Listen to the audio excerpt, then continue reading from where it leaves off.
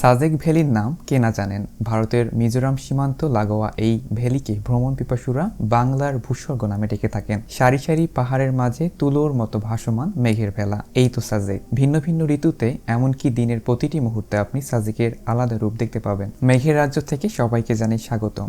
আমি আরিফ। আজকে সাজেক উপত্যকায় আমাদের যাত্রা। সাজেক রাঙ্গামাটি জেলার সর্বোত্তরে মিজোরাম সীমান্তে অবস্থিত।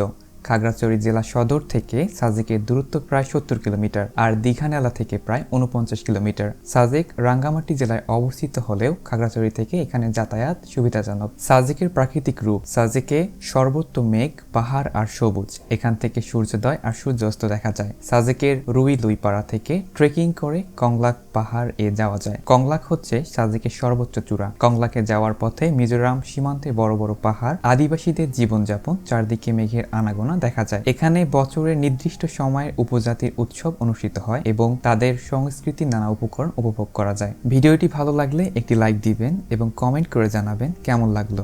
আমি আরিফ, আজ এখানেই বিদায় নিচ্ছি।